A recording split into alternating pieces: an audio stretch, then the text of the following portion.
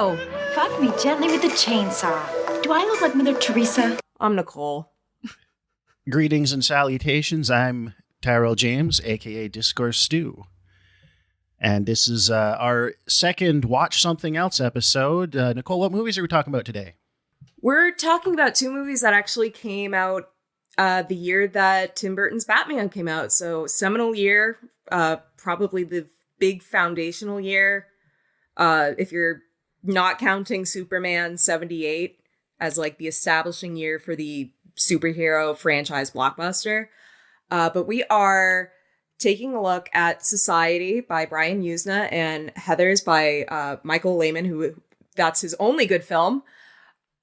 And mostly we're doing this because we really don't want to go off of Man of Steel right into Iron Man 3. Am I wrong? No. We we need a break. We're doing this to comfort ourselves. We need to watch some real movies.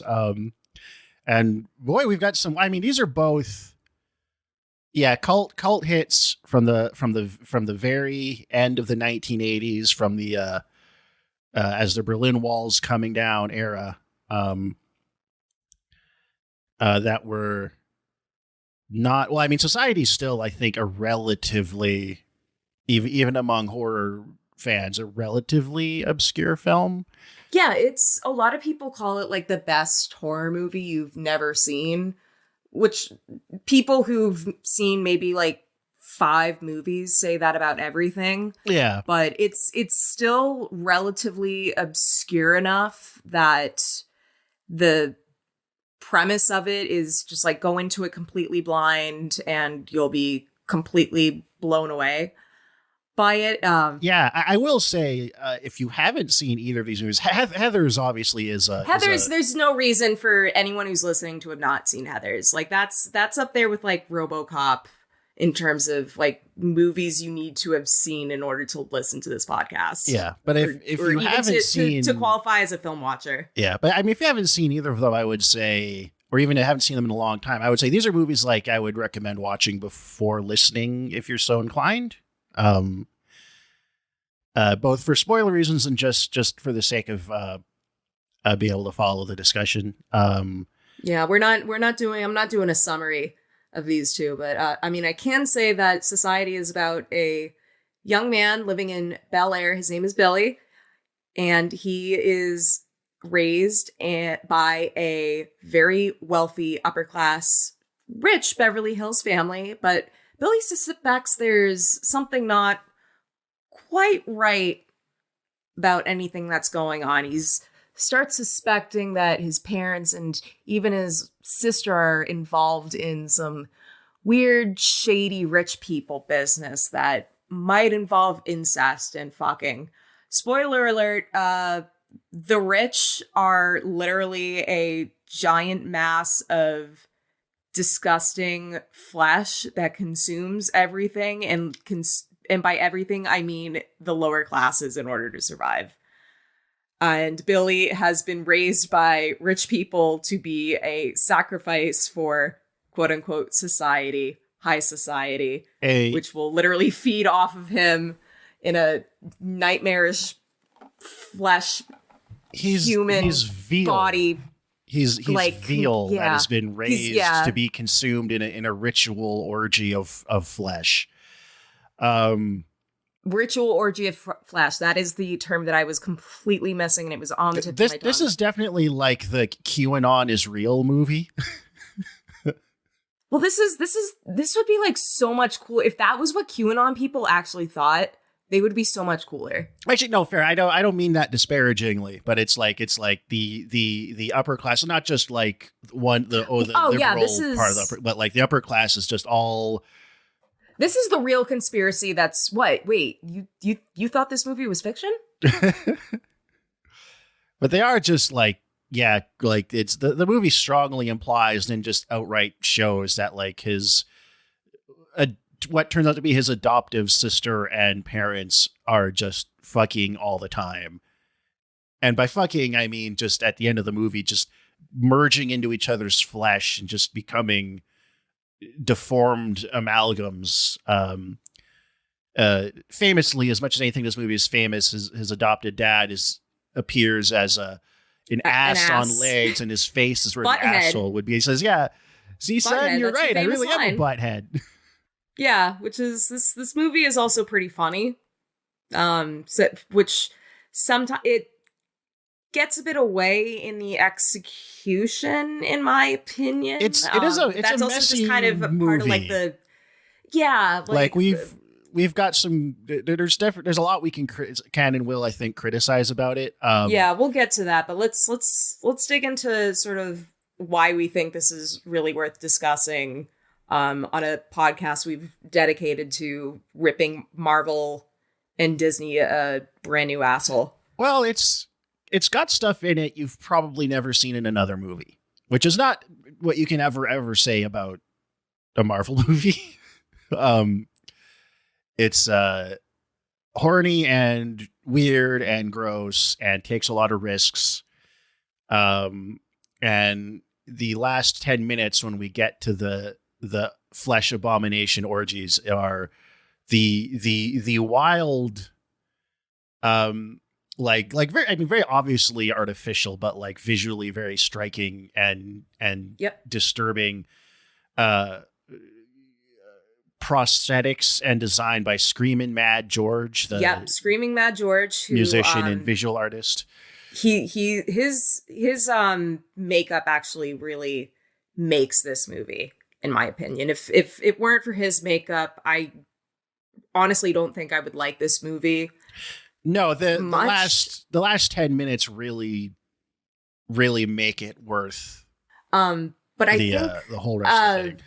The movie, as it was originally conceived, was supposed to be more of a straightforward, like, blood sacrifice sort of ritual, a lot like along the line of something Rosemary's Baby-ish. So it wasn't until Bryan Yuzna met Screaming Mad George, and Screaming Mad George had presented these ideas to him, like, oh, well, what if we depicted this as this giant, disgusting mass of flesh that is just constantly fucking itself and consuming lower life forms and lower classes. And that was when Bryan Yuzna was like, okay, I'm going to have what this guy's having. His makeup is excellent. It is the sort of like, and in certain light, it doesn't look like, you can see the seams a little bit sometimes, but it's the look of it and the design is so like disgusting and inventive and weird and surreal. It kind of doesn't matter for me. It's yeah, exactly. It doesn't matter that you can tell like it's fake, but it's like it's like theater, you know. It's like it's blatantly fake artificial. With like a substance. Yeah, but it's tactile and it's one of those things where art direction and imagination triumphs over like technical verisimilitude, which is like not a slight, I think, to Screamin' Mad George's talent. It's just this movie was made with a very, very low budget. So yeah, it's a low budget movie relatively. I mean, $2 million is, I think, just low budget. That's literally an independent movie budget nowadays, like a super low budget. Like that's not much of a budget for any kind of effects work or anything like this. So, and like, I think that's a lower budget than Evil Dead 2 had by a decent margin. Maybe.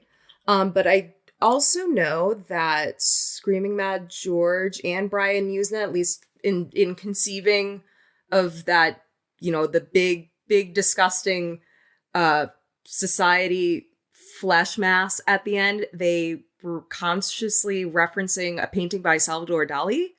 I forget what it's called, but it is like, if you look at it, you see it. And I have always had a soft spot for when movies make visual or smart allusions to certain pieces of art, just as a way of like adding meaning or adding a historical component to what it's showing. And In which case, I can't really argue for that because Salvador Dali was fascist curious. Oh, was he? But it's you can't say Salvador Dali didn't have like striking images, and his that painting in particular really lent itself well to becoming a body horror set piece. Like that's literally the end of this movie. The last 20 minutes is a body horror set piece. Yes, it's literally a body horror set piece. And like I said, a really striking one. Like really not like you've quite seen in anything else. The kind of very gross and inventive ways they distort the human form. And it's bloodless too. There's no blood in that. Like there's ton of disgusting goop and like Vaseline and slime and shit, but no blood, because that was a deliberate way to try to get that scene past the censors, because they thought if we throw blood into this mix, they're going to prosecute us for putting like obscenity on film. So that was a way for Yuzna to bypass the censors a little bit. Not that this movie isn't rated R, because it is. Yeah, I know, but probably if they had blood in with everything else that happens, it would probably be NC-17. It doesn't really. It's not really absent. It's kind of appropriate for what's happening. And also there's that like very red lighting in that scene, like it's almost as if they're like in an oven. Kind of that orangey glow over everything. So that kind of, I think, helps also make the scene more visually repellent and disgusting, and just feel all sorts of sweaty and nasty. It's a scene that really perspirates. You can almost smell it. Like especially the main guy, the judge with the disgusting cigar. Yeah, it's after he gets the mole and he's just sucking on that disgusting cigar, and like the end of it is all soggy and gross, and it's like very reminiscent of Bill Clinton. I mean, this is probably what the Clinton crime family was doing at Ping Pong Pizza. No, it is superlatively nasty and comical. I found the Dali paintings that they used as kind of reference for this movie. The Great Masturbator, Soft Construction with Boiled Beans, Premonition of a Civil War, and Autumnal Cannibalism. If you look those up and you've seen the movie, it's like, okay, yeah, that makes total sense. Yeah. It's actually, art, now that I remember it, art has an even bigger sort of significance in this movie, because if you notice in Jenny's room, there are a couple of sculptures that basically give away the ending.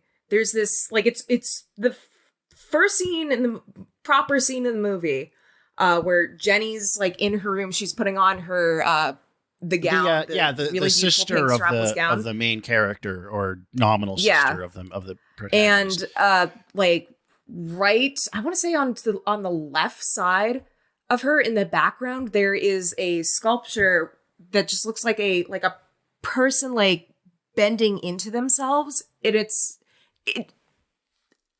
basically giving away like the very end where Jenny and her mother merge into a disgusting, hideous monstrosity. A flesh I can't thing even. That's me. Well, it's got their dad's big hairy legs. No, he's a separate monstrosity. He is separate, but the legs are like big and hairy, or arms. Arms. But he's walking on his hands. No, they're all walking. He is. Hands. He's a butt with a head where the butthole would be, but his arms, his big hairy arms, are the legs of the mom and sister combo, and her head's down where the vagina would be, and the mom's head's on top, and then her head swoops out from underneath. As like, if you have any Oedipal fantasies you'd like to fulfill, now's the chance. It's like that is a sick visual, but you can tell those are some masks, not very convincing human masks. Not that they could have theoretically pulled that No, but it's sort of shot off with green screen. The imaginative audacity. Oh yeah, more than compensates for the technical limitations, because what they're going for is insane, and it would be tragic to see. Like, I would rather see, we've talked about this a lot before, is something that's blatantly artificial but tactile compared to just doing it with a computer. Which, I mean, there's ways to do CGI that are more craftsmanly, but that's not how that's usually done either. But I mean, like, I think we're dwelling a lot on the endings. It really is kind of the standout of the movie. It's known for its ending. It's what after you've watched the movie, like 95% of what you remember is going to be in that ending. Most of the movie up to that point is a bit shaggy. Like, it's got some solid parts and then some stuff that I don't know if it really works. Janky is kind of the word that comes to mind for me. Most of the movie is just kind of paranoid. Like, there's this guy, he suspects his family and the high society people around his family are all weird, and he has occasional, like, there are memorable moments of, like, he catches his ersatz sister in the shower and she's moaning, and it's implied she's playing with her, and he sees her through, like, frosted glass. And it's like her body's twisted around, so it's like her top half is a 180, which is a really... her tits are facing the frosted glass along with her ass, and her head is the other way around. Yeah, and and I think that shot I read it was actually made while they were filming. It wasn't in the original script because Yuzna thought the pace of the movie could use a good scare. Yeah, a good creepy, and it is a creepy, like, because it's done through the frosted glass, which adds a really nice, like, eerie ambiguity to what you're seeing, and really helps obscure whatever prop it was they used to make the body. And it is a really creepy, in a movie that's really more grossly comical than it is creepy. It is an actually genuinely creepy image. I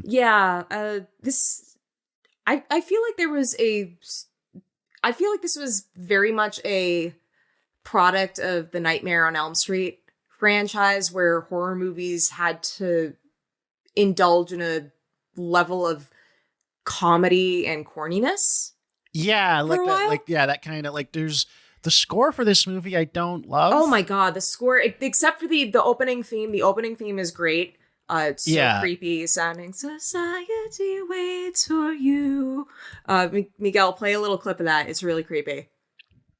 But the rest of the score, there's a lot of, like, it alternates between, like, sub X-Files episode level, just kind of ambient Casio keyboard, and then it's very like cable TV in the 90s. Yeah, and then sounding. It's like when it switches to kind of like whimsical carnival music.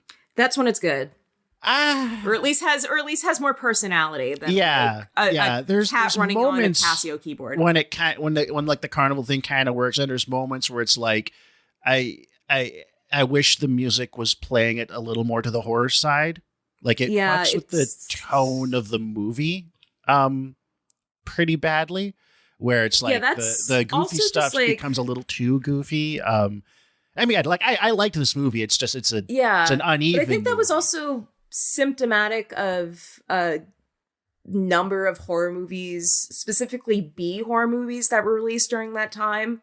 Like, I watched Castle Freak, and that had an equally as cable TV sounding ass score, and that's a Stuart Gordon movie, which I don't think we mentioned. Bryan Yuzna later went on to direct. Not later. He was the producer. Oh, like immediately.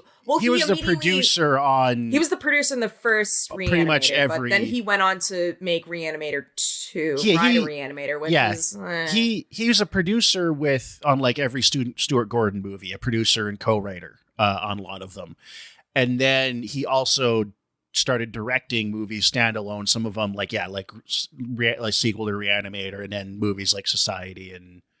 And he also did a movie called Faust, which is basically a Spawn version of Spawn, but I guess it came. The character itself was conceived before Spawn. He was also a Spawn type comic book character. Yeah, like so it's Faust originally, like the story, like the literary story. Yeah. So Yuzna also later dabbled in the superhero. No, he dabbled in genre? the superhero genre a lot earlier with The Guyver, the Mark Hamill starring Japanese co-financed loose adaptation of a manga.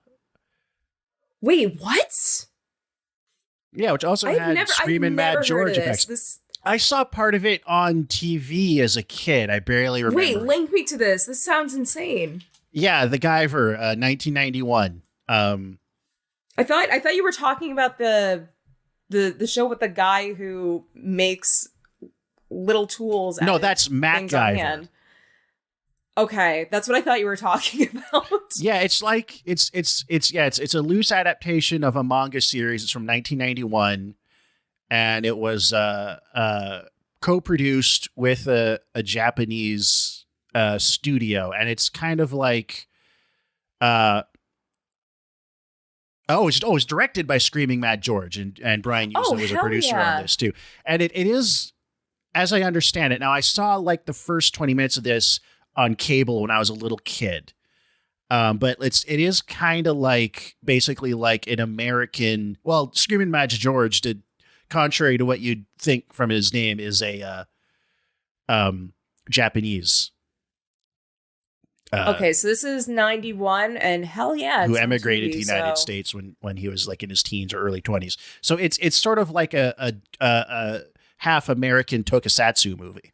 Okay, this sounds, even if it's bad, I'll probably get like a kick out of it.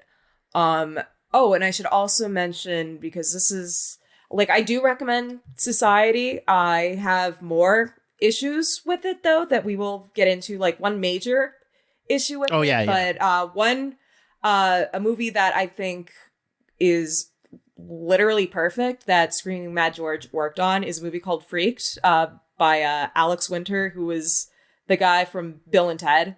Not going to say anything more about it, but it has makeup effects by Screaming Mad George. It is like a laugh a minute, disgusting, goopy Looney Tunes episode, and it's great. And you can probably, if it's still up there, the whole thing is on YouTube because it hasn't gotten a proper Blu-ray release, I think. But anyways, yeah, as you can tell, we really, really dig the special effects or makeup effects in Society. We love. Why we just keep talking about them. Really, any movie that is doing something interesting with practical effects, I'm down. Like I said, even if it's not convincing, if it's just like interesting or really good from just an art design standpoint, I'm in. You know, miniatures, monsters, goop, and deformities. I love that shit. So I've got such a soft spot for 80s fantasy movies, despite all their flaws, is because they're just rich with real sets and location photography and practical effects and stop motion and stuff.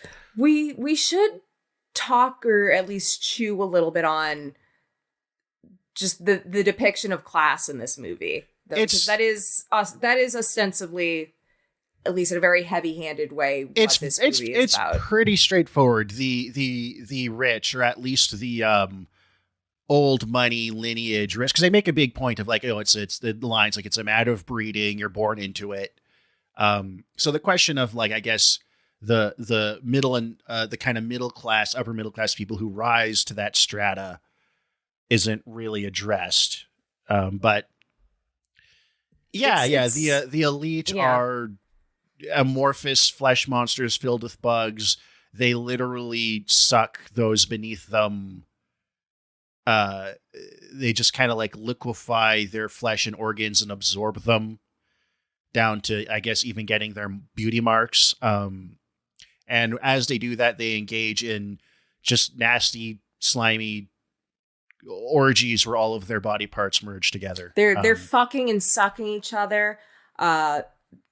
Daughters sucking off fathers, mothers sucking off sons. Young/old, you like it, you sicko, you got it.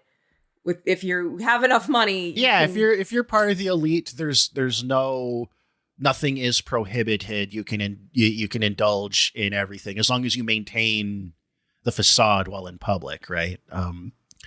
Yeah, and that's I mean that is really basically it. It's which is totally fine, especially for this type of movie, but it's very explicit. The richer, disgusting monsters. I mean, I forgive movies that have a very like heavy-handed metaphor at their center, like this. Like the rich are literally consuming the lower classes, and hence that visual metaphor is going to be a giant, disgusting Cronenberg flesh monster. Like for something as ridiculous as like the fact that there are classes in the first place, it's an appropriate metaphor, and I love it.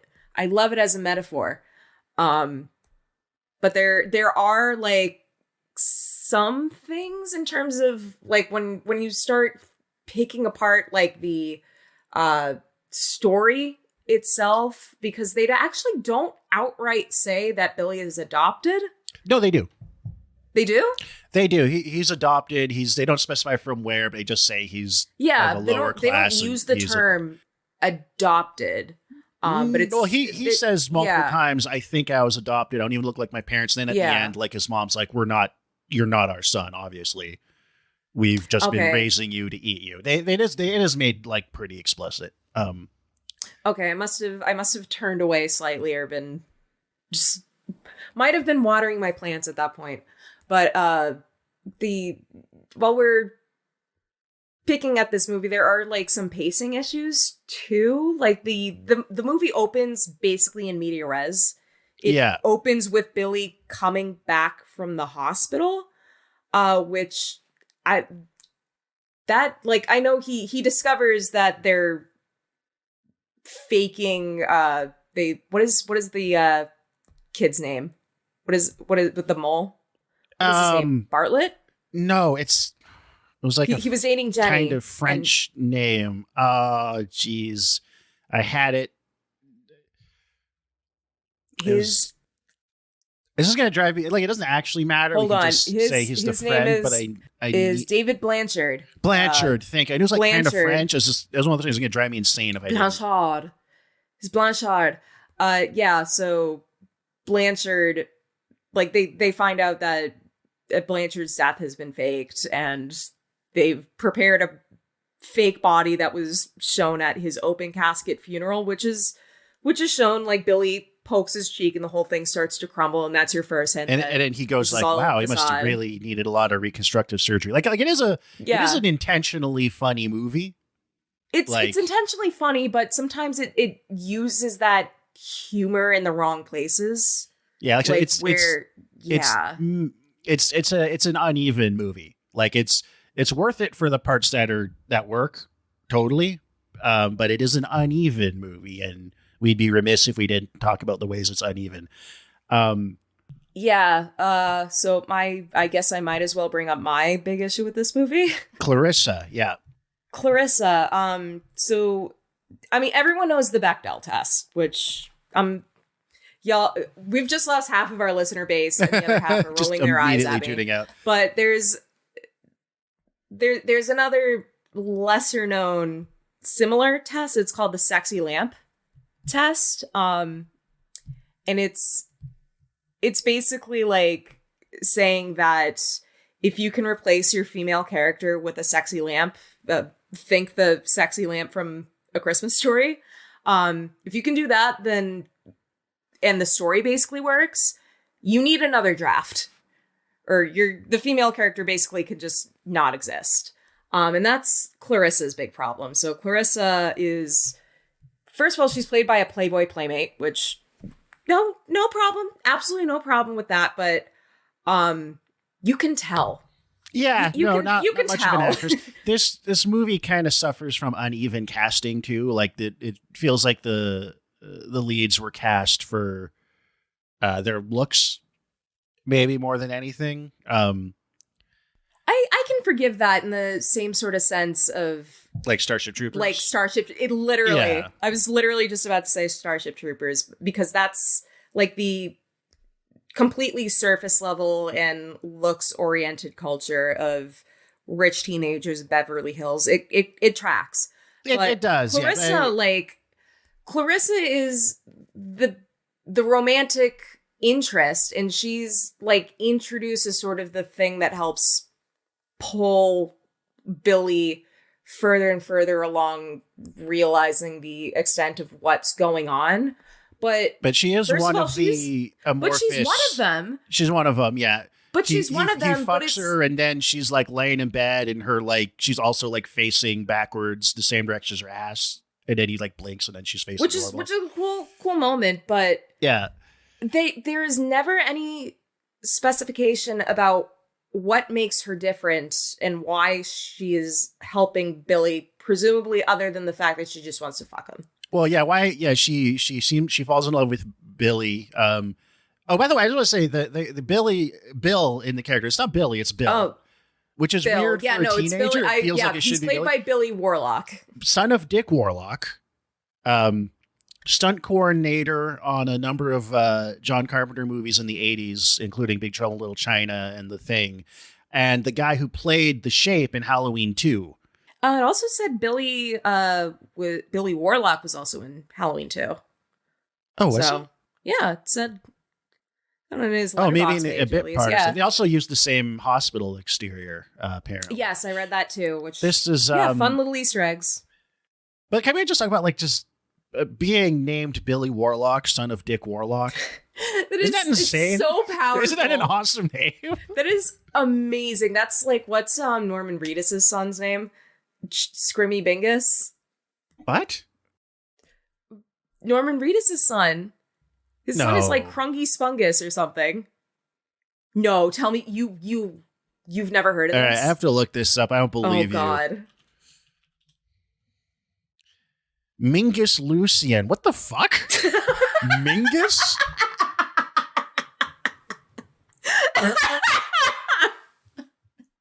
That sounds like a disease. That sounds like a skin condition that gives you nasty rashes.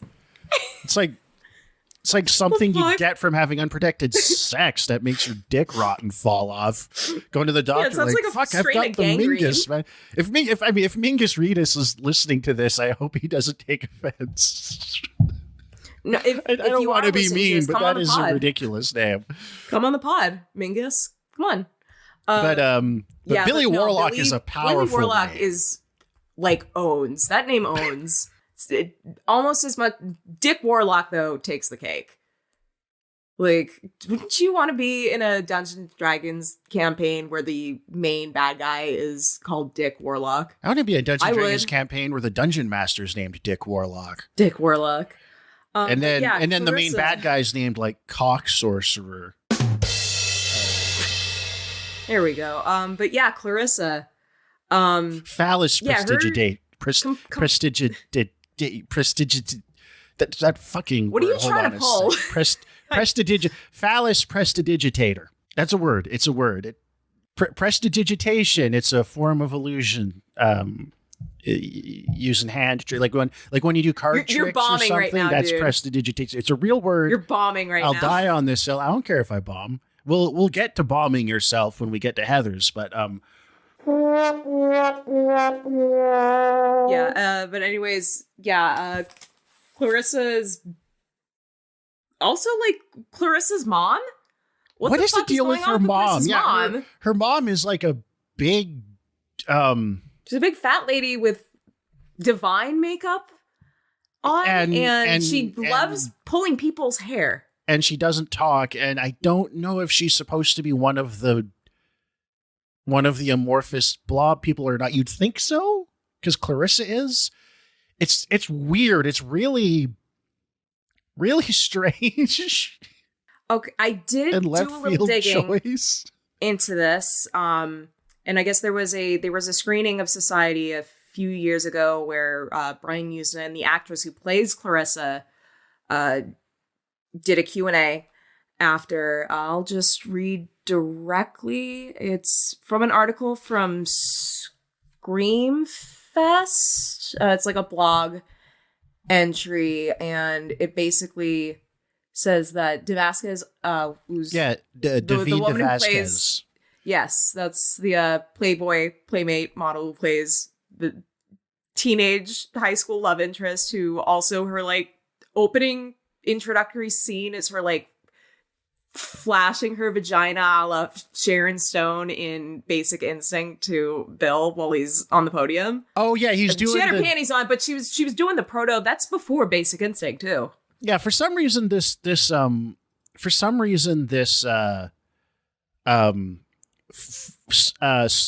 basketball jock is doing the debate club debate for class president with this giant bespectacled nerd named Petrie.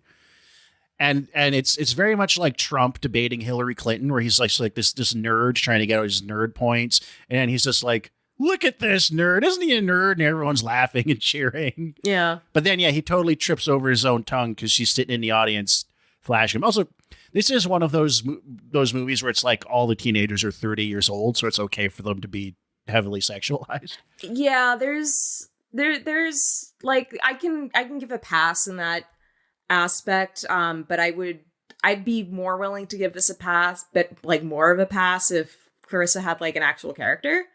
But anyways, yeah, Clarissa's mom, so this Q&A, Yuzna explained that Mrs. Carlin was intended to be a shunting addict, which caused her to have some strange mental issues.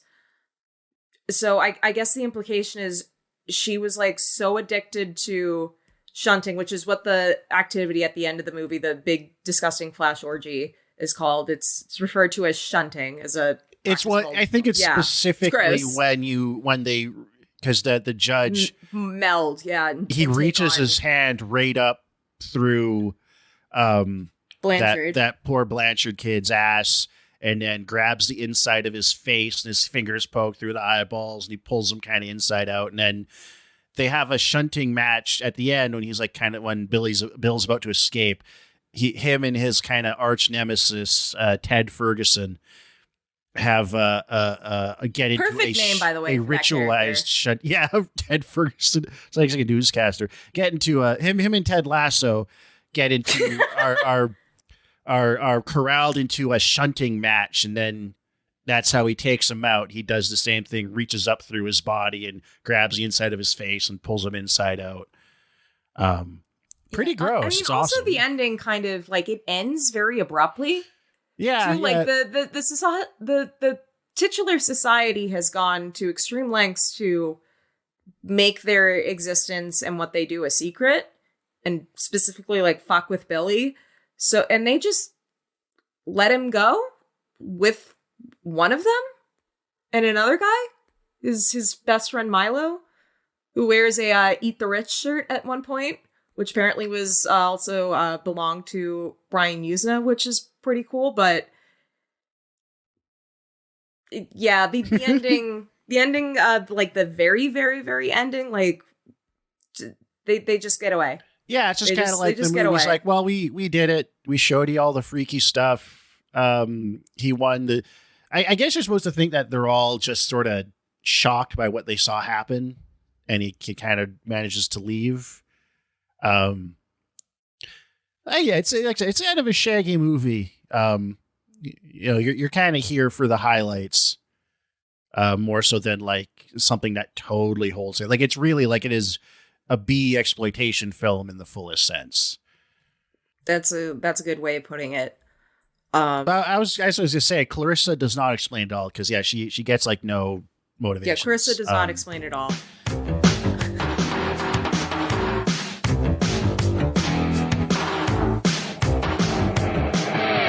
Teenage suicide. Talk to it. Teenage suicide. She blew it. Teenage suicide. Talk to it. Teenage Yeah, I feel like we've probably got a lot more to say about Heathers, which is Heathers is the superior movie. That's an awesome movie. Unquestionably, which I'm actually surprised you rated it higher on Letterboxd than I do. Like, and I love this movie. It's not my favorite. I can't really come up with any discernible like issues with it aside from sort of knowing what the original endings were supposed to be. Like the original ending was supposed to be much darker. There were like 3 of them. Like one of the endings of Heathers was originally supposed to be that JD succeeds and blows the whole fucking school up, and the final scene is like a prom that takes place in heaven. Cool. Second ending was conceived as Veronica takes the bomb from JD and blows herself up. And the third ending, which is the most similar to the ending that we got, is Veronica going up to Martha Dump Truck and being like, hey, let's go rent some movies. And then Martha Dump Truck stabs her in the gut and says, you're a Heather. And Veronica dies screaming, no, I'm a Veronica. That first ending would have been really, really brutally, like, audacious. But the ending as it is, it fits. Like, you sent me that image, the iconic image of Winona Ryder with her cigarette basically, like, all but burnt to the butt, soot all over her face. Yeah, and she's all sooted and messed up like when Daffy Duck gets a bomb blowing up in his face, kind of. Not quite that cartoony, but yeah. But yeah, you gave this a full 5 out of 5. I did. The first time I watched it, which was probably like 10 years ago, I liked it a lot. This time, I liked it even more. I think the writing is really, really sharp. The performances are all really good. I was laughing all through the whole movie. I think part of it is because like I was one of those very never like wholly nihilistic, but like very misanthropic, alienated, picked on kids, and like JD, at least first half of the movie, JD is sort of like, that's like who I kind of wished I could have been at that age. Like just above everything, doesn't give a shit, would just wave a gun in the face of some jock bullies. This movie does have a lot of aspirational appeal. Like equally to me, Winona Ryder is probably like my favorite actress. I love her so much. Free Winona forever. But like there were. That's amazing that was a scandal, like shoplifting. Like who gives a shit? That's why I fucking love her. Hell yeah.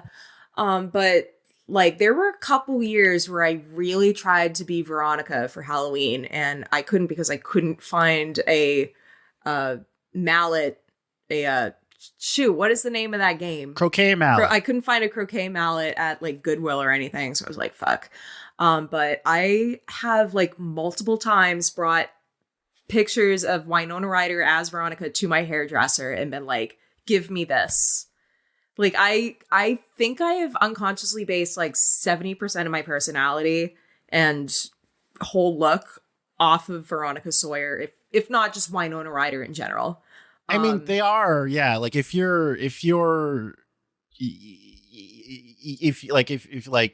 you like a bit of a misfit in school? Or yeah. At least, like, I definitely related to Veronica's character when I presumably watched this for the first time when I was a teenager. I can't remember when I first watched it. I know I've seen it within the last 4 years before this most recent rewatch, but other than just really, really digging Winona Ryder, I just really loved Veronica's like distaste for the bullshit,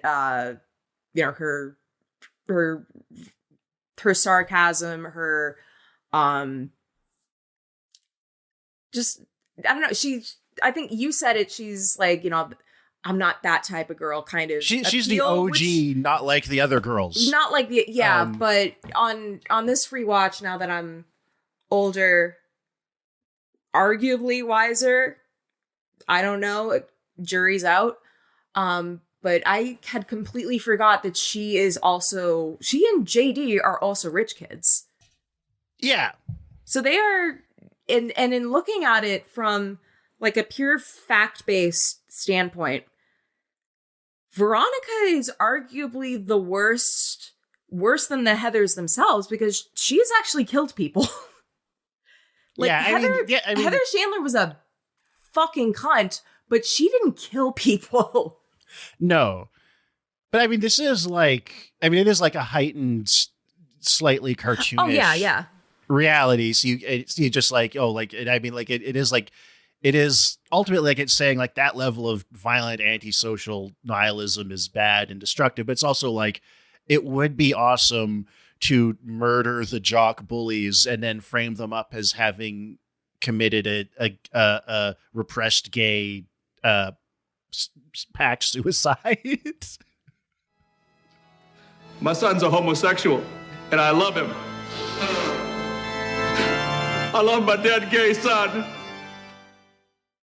I mean, this movie is really, really, really quotable. My notes are just half quotes. Did you and know, timestamps. and this makes complete sense to me, that when David Waters, who his brother Mark Waters later directed Mean Girls, which is like the very soft version of this movie. In that canon, but it's like doesn't have any blood in it, of course. Like, it's like if you're looking at the canon of Heathers, Jawbreaker, Mean Girls, and like Assassination Nation, Mean Girls is the odd one out, and that it is not like nobody dies dark, in black Mean Girls satire. Like, no one dies in Mean Girls. A girl gets hit by a bus, but she don't die. Mean Girls is way, way nicer than Heathers. Yeah. I should also mention Daniel Waters was also a producer and mentor of Gillian Wallace Hovert, a female filmmaker who I had the pleasure of interviewing last year about her movie called I Blame Society, which is actually really gnarly. You can also watch it on Tubi if you live in the United States. I definitely recommend it. So it's also nice to sort of see that sort of lingering influence of the Heather's greatness, because she takes a lot of similar approaches to writing dialogue that he did in Heathers, with just very quotable, mordant, funny observations and quips. Like, this is, I feel, the dialogue in Heathers is like the antithesis of the Whedon speak, or it's not even an antithesis, but it's interesting to compare the two. It's the best. I mean, like, I feel like Buffy, and I mean, like, I haven't rewatched it, but I mean, I like Buffy, the show. I mean, network show, it's going to be like hit and miss, up and down, but like, it was also like definitely like there's no way the Joss Whedon and other writers on that show hadn't seen Heathers. Yeah, it in a way. Really, I feel like every kind of sardonic or sarcastic or snarky teen drama or comedy or anything there that came like over the next 20 years owed something to Heathers. Like, tonally, the way the dialogue is, the way it kind of depicts teenagers, especially teenagers that are kind of like in the middle class and upper class, is trend setting. Like, I feel like it like kind of almost conjured the whole style into existence, and it's still like the best version of it. Maybe. Well, would it surprise you to learn that when not Mark Waters, when his brother Daniel was had finished like writing the screenplay, he originally envisioned Stanley Kubrick to direct Heathers, based on that is wildly ambitious. Based on his work with Dr. Strangelove, which Dr. Strangelove, I think I the first time I watched that movie, I was like, this is Stanley Kubrick's Mean Girls, and that it's like super fucking quotable. Like, that is also a super quotable movie, where a lot of the humor is derived from the dialogue as much as sort of the entire situation. And the dialogue in the context, like, you know, gentlemen, you can't fight in here. This is the war room, right? Like the New York Times. Actually, I haven't seen Doctor Strangelove in a long time. We'll have to do an episode on Doctor Strangelove. Oh, we should. Or just elemental movies. But yeah, Heathers. I mean, Heathers also on this rewatch, I recognize something that's not really discussed a lot when people bring up this movie, but like, it also in in the fact that Veronica and JD are just as much snobby rich kids who just think they're different by virtue of, you know, personality and different interests. It's also as much, in a way, like condemning of them.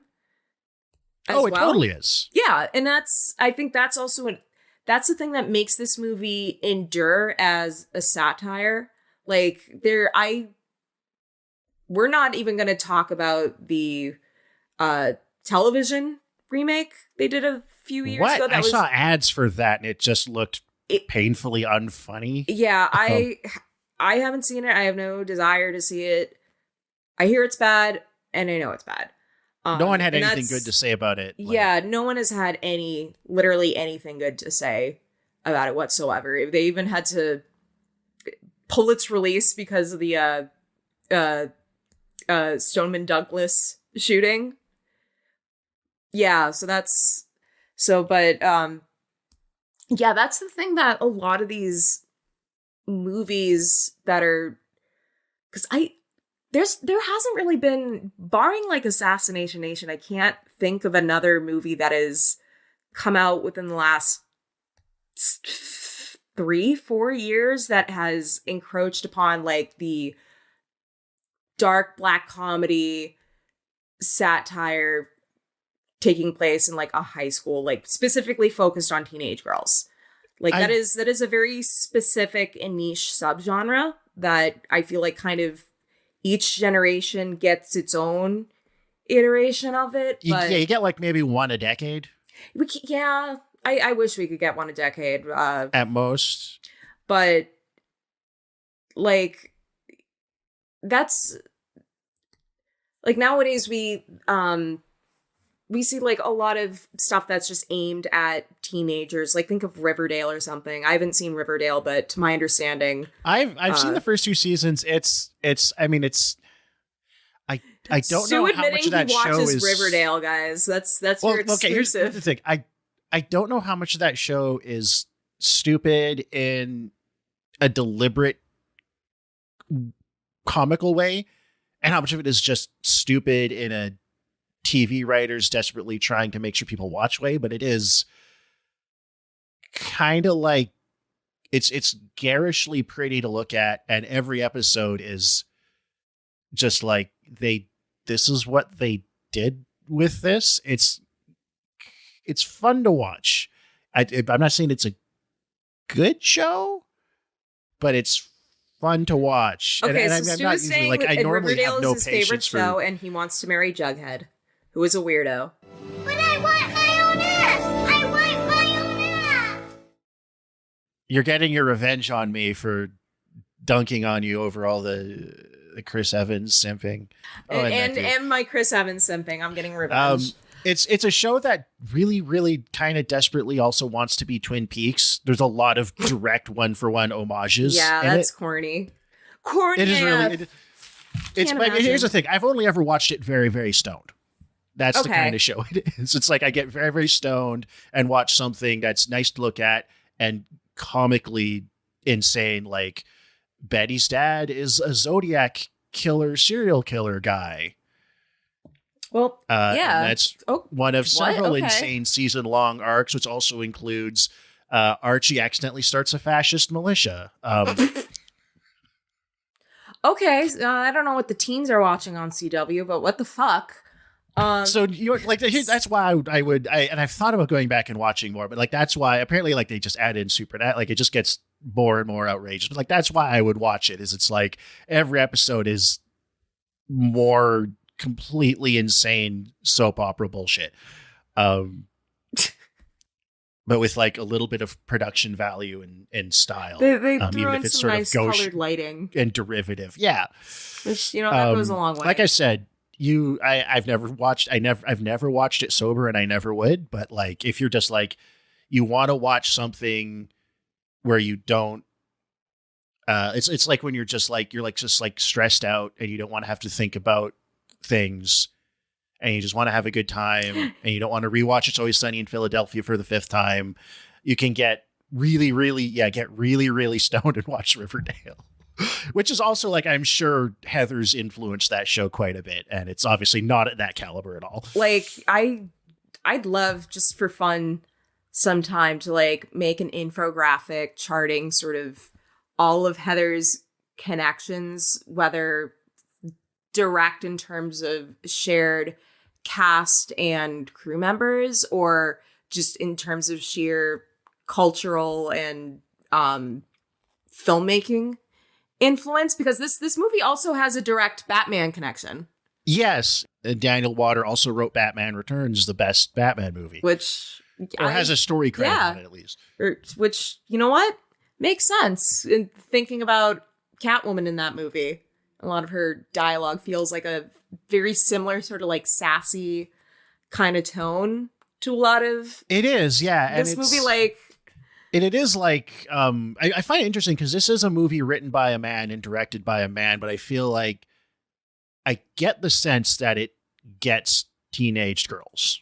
Oh, it gets it absolutely right.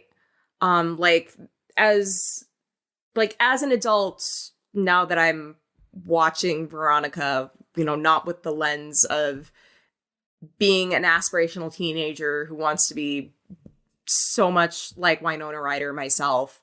Like, I can now see with full hindsight that, like, she's not the, like, good, perfectly just character that she thinks of herself as. No, not at all. She thinks she's better than everybody else because she's more intellectual and recognizes kind of that it's bullshit. But she's also got an obvious mean streak. She also left her uncool friend, who's named Betty, which I'm sure must be a kind of goofy Archie reference itself, to hang out with all the Heathers and climb the ladder. Like, and I mean, I feel like that's like a type of person too, someone who's like climbs the ladder and participates in the status games and everything, but is also like rolling their eyes like, oh, this is bad and I'm so above it, but I do it anyway. Which is like super two-faced, and like as an adult I'm like, you know, you're just as bad as them, and if not worse, because you have actual blood on your hands.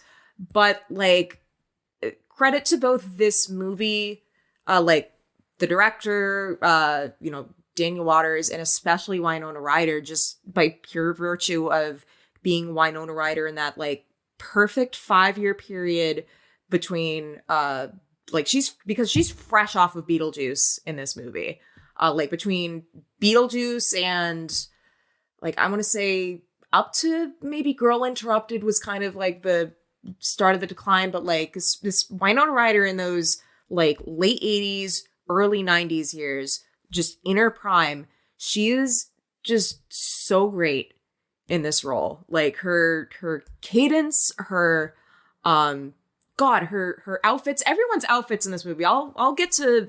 We gotta talk about color. And I mean, we gotta talk about color coding, color theory in this movie. But I'm pretty fashion stupid. Even I noticed that like her outfits in this movie are fantastic. But which is, also, there's shoulder pads all over this thing. Oh, I love from it. 1988.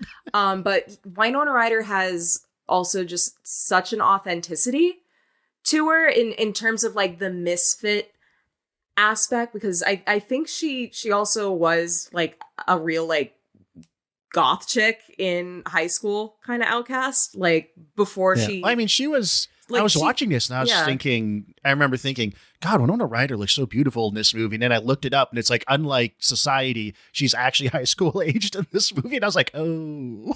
Well, I read that she like 17, 18, but she desperately wanted to play Veronica, like desperately. She was, to the extent that she like dyed her hair like brown, because she was maintaining a pretty gothic look, even like after and before being Lydia Dietz in Beetlejuice. But her agent literally got down on her knees and begged Winona Ryder not to take the part of Veronica. And thank God Winona Ryder was like, fuck you. I'm doing this movie because I desperately want to play this part. And she's perfect. She's perfect in this movie. Perfect. Like, I fucking love Winona Ryder. God damn. Everybody's perfect in this movie. The cast is excellent. She's like, and also just she has such great chemistry too with Christian Slater. And I'm gonna let you fanboy about Christian Slater because you've been just like Christian Slater like edging this for the past week. I don't say that. I wouldn't say that. It's not like I've seen a bunch of his movies, but I think he's really great in this movie. But just the character of JD is very much, like I said, like when I was like 15, 16, 17, it's like I didn't actually see Heather still as in my 20s, but that's like the kind of guy I would have like wished I could have been, like shy of getting like creepy when Veronica breaks up with him and actually murdering people. But I would have like that, like just aloof, smarmy, so above it all, just not giving a shit about anything, not scared. Like that's the romanticized version of that guy. Like that's what I would have wanted to be, because I was the nerd. I was the nerd that like awkwardly says spin on it after brushing brusquely past the jocks and getting a wedgie. Like that was more who I actually No, was. they make you they make you say, I like to suck big dicks. I can't get enough of them. Stuff like that actually happened to me. okay, but there's that one scene. I really like the line, and Yeah. I forgot how much I love that line. Like in a movie that is just overflowing with great, memorable, quotable dialogue. So, do we want to go over some of them? My notes are full I of also them. have a list. There we mentioned I love my dead gay son. The full quote is "Fuck me gently with the chainsaw." Do I look like Mother Teresa? My other favorite is "Dear Diary, my teen angst bullshit has a body count," which Yes, I got that became one the in there, title too. of an album by the Screamo band from First to Last, which was the Screamo band that Skrillex used to front that I really liked when I was a teenager. So I think that album might be what got me into Heathers. I remember a story Because I was a I think it might have been teenager, Dan I'm sorry. Beckner on a podcast appearance talking about touring with that band or another band that Skrillex was in at that, like around that time before he became Skrillex, and how he like dropped out partway through the tour and got into Scientology, and then a few years later he just came back as Skrillex. Or something, if I You know what? remember That would correctly, line something up like because that. he did leave from First to Last pretty abruptly, if I remember. That tracks. You know what? I wouldn't be surprised he got sidetracked by Scientology, but there's also what's his name? He's not the bully, but like the blonde kid. He says at Heather Chandler's funeral, he goes, "Dear God, please make sure this never happens to me, because I don't think I can handle suicide." Oh, that reminds me, the hippie teacher who's like, and this is what I love is after they kill the Heather number one, the Heather Chandler. Apex Heather, Red yeah. Heather. And until Red Heather Heather. Duke And- becomes Red Heather. Heather Duke is originally Green Heather. Green with envy, perhaps. And then red with power and blood, maybe. So they after they kill her, they stage a suicide. She's like, and I got this thing where I feel like this movie is also like, I mean, JD exists literally in the movie, but like the function he serves in this kind of fantastical, It could almost be world. like Fight Club.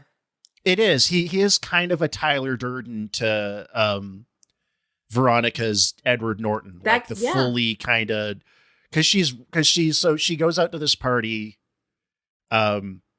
with Heather Chandler, and there's these two college guys we're gonna hook up with, and she doesn't want to hook up with this shithead college guy. What is the thing he says to her? She says, You know, I have a little prepared speech I tell my suitor when he wants more than I'd like to give him. Gee, Blake, I had a really nice... Oh, that too, yeah. and he's just like, See the speeches from Malcolm X. I just want to get laid.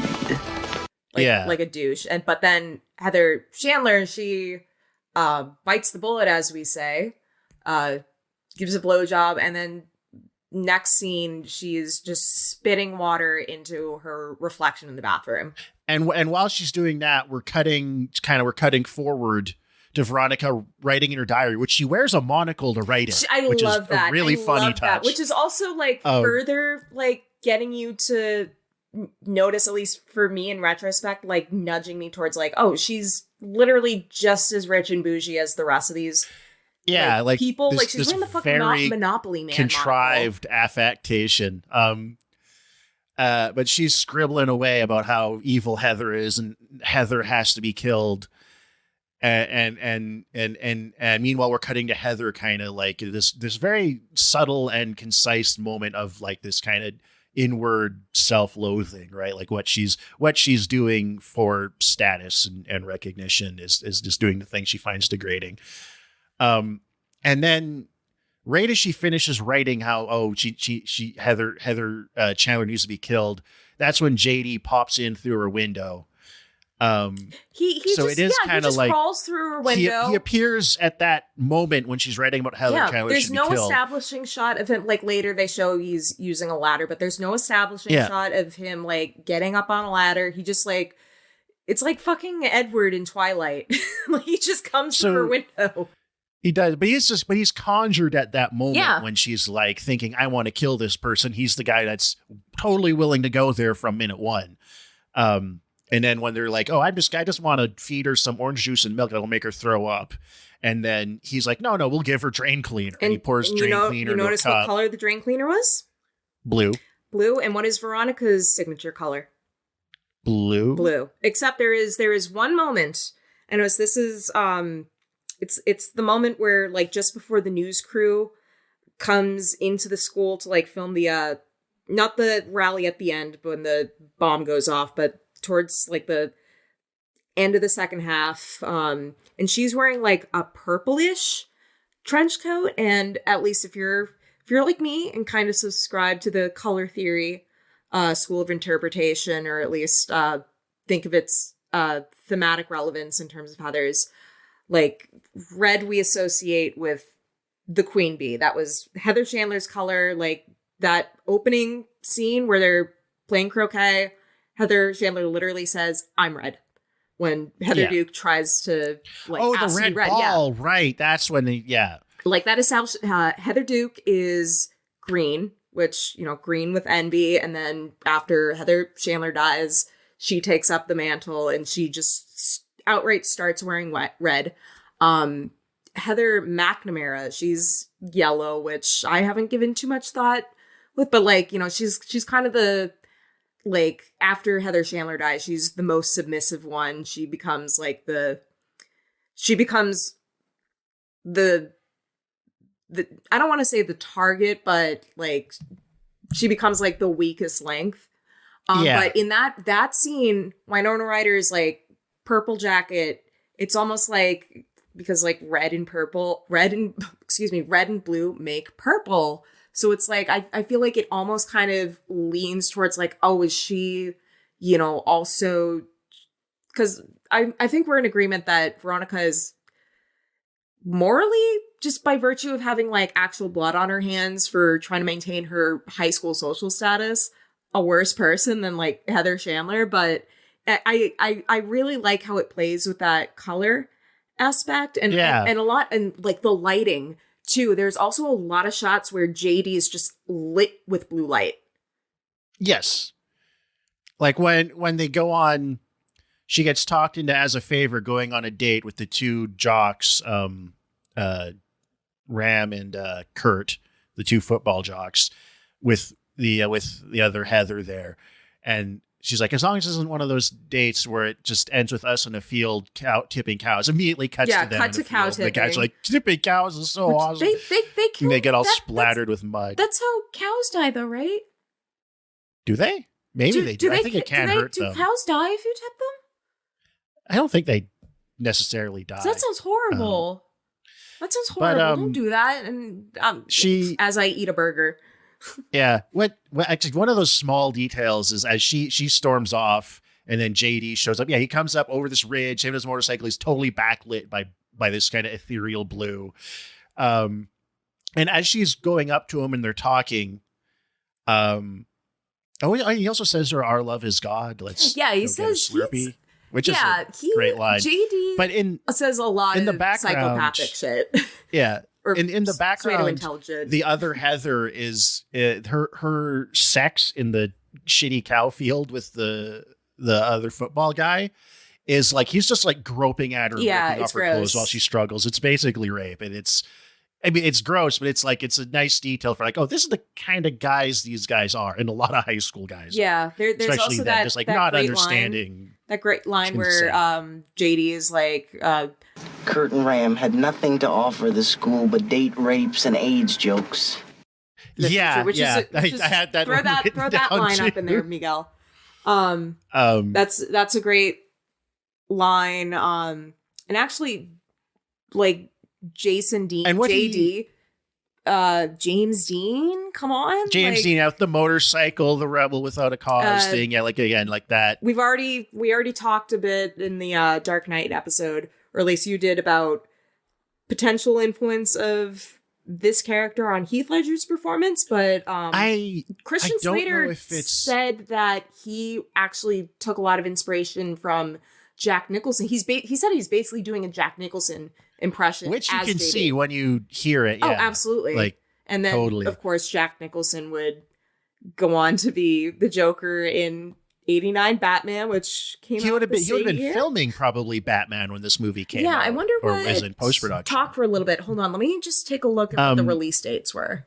But I thought, well, it's not just there's an element of that kind of smarmy, doesn't give a shit guy in the Heath Ledger performance, but they're similar. Like JD is, like I said, like he's very much like that misanthrope.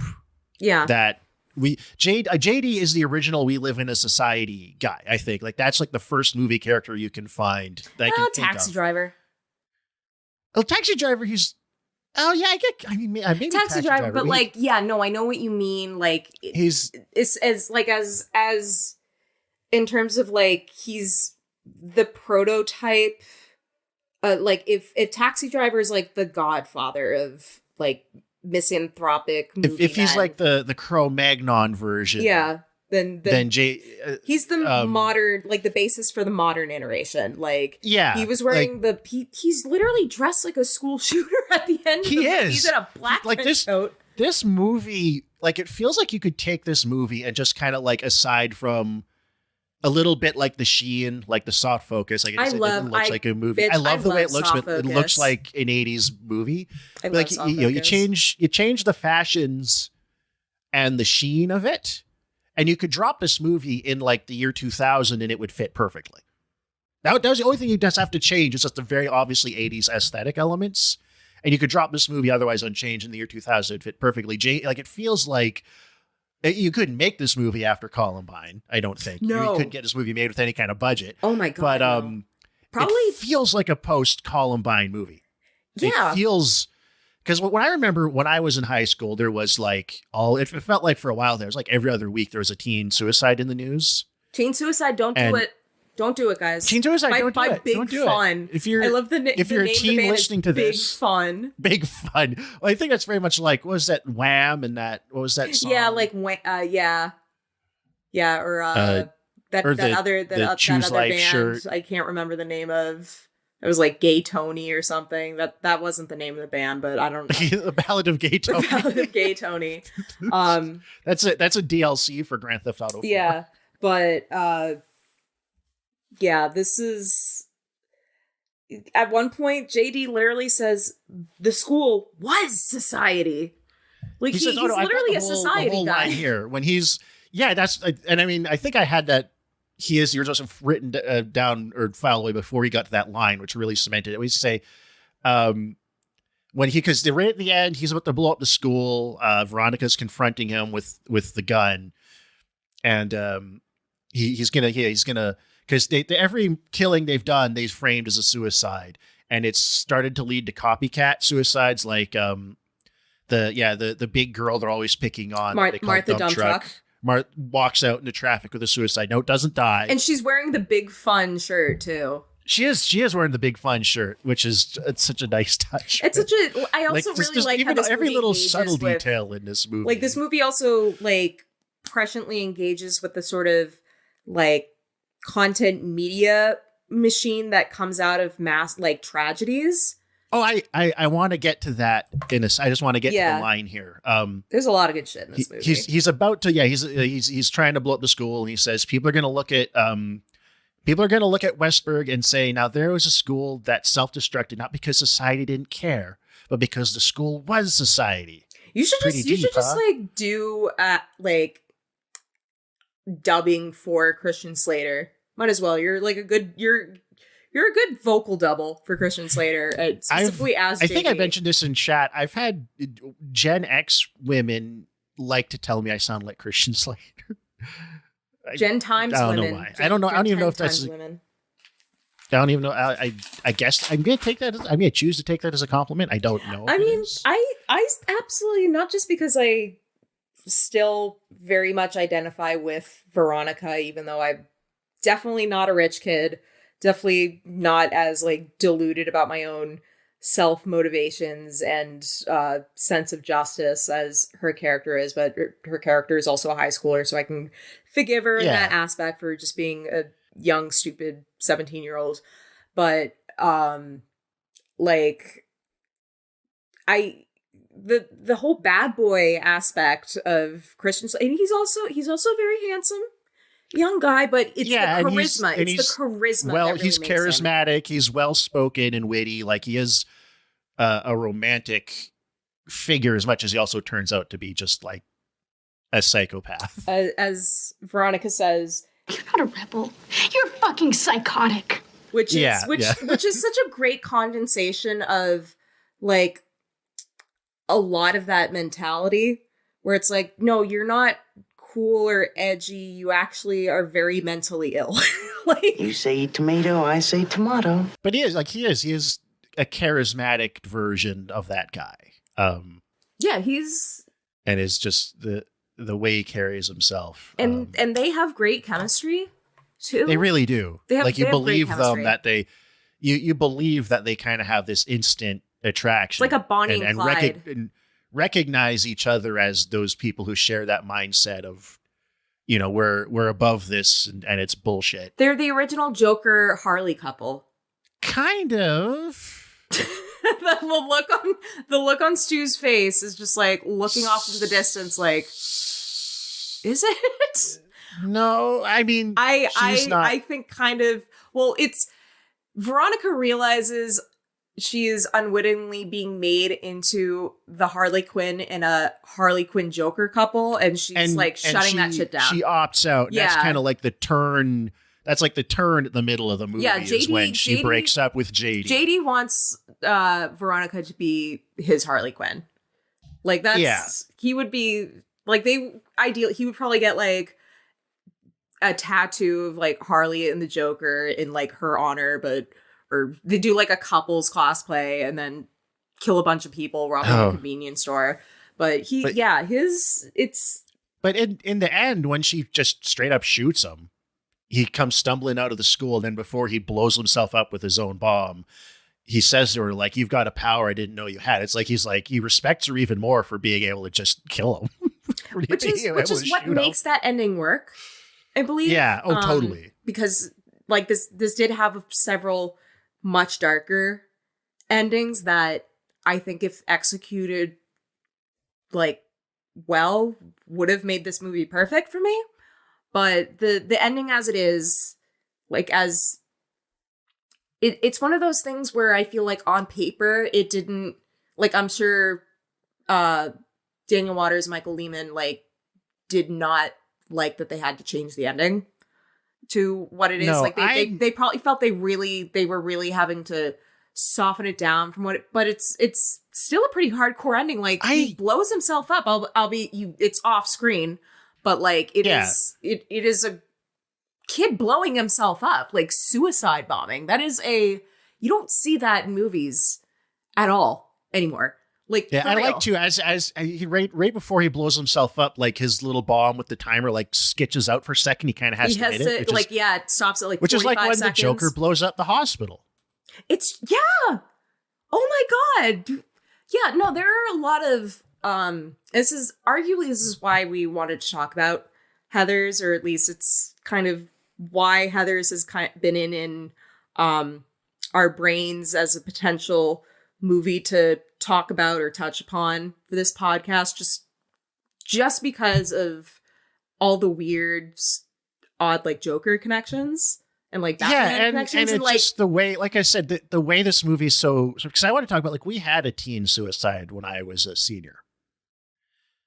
Which I remember I see on the news all the time, all these teen suicides, and there was like in this movie. But they had famously, there was like those kids killed themselves. They like tried to blame it on Judas Priest and that kind of thing.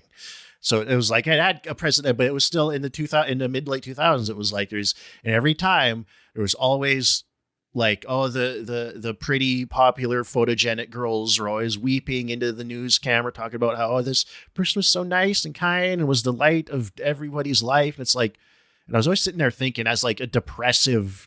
Yeah, you're like, you probably didn't even know his name, like, or like, you probably you didn't know that kid. Spit in his lunch food. It's depicted in the movie. There's that scene where Veronica and JD are watching the news report about the pep rally, and she's like, Veronica's just literally calling out everyone they interviewed for just straight up lying about how they felt about Heather being Chandler. Totally full of shit. And I mean, there's the hippie teacher after Heather Chandler's suicide is like, oh, this will be this great moment for an emotional outpouring. She wants to turn this into, like the other teachers are like, well, do we do a full day off or a half day? How do we respond to this? It's like this dry, like they don't even care. And then the principal's like, well, was she the one that was a cheerleader? Oh, for a cheerleader, I would have done at least a half day. Yeah.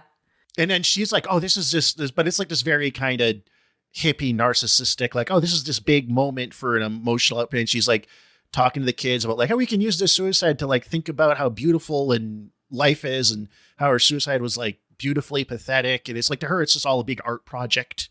A self-aggrandizing art project. Yeah, she's on that hippy dippy bullshit. After the framed gay suicide pact, the football lads, she does the big, we're gonna have a big emotional outpouring in the gymnasium, and oh look, the TV. What does she say? The TV cameras show up, and she says, I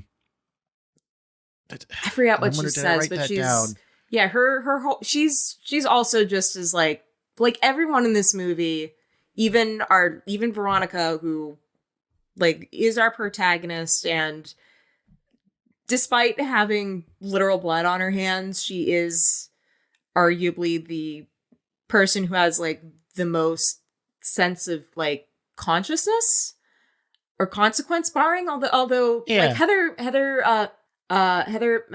M has her moments, because they give her a little bit of like her attempt at suicide gives a little more depth to her character. Like they have that wonderful talk between Veronica and Heather M. That's really nice. Like in the bathroom after Veronica thwarts her from downing a whole bottle of pills, and even like the stuff between Veronica and Heather Duke at the beginning. Like Heather Duke was like, her thing was especially with Heather Chandler was still the queen bee. Like she's bulimic.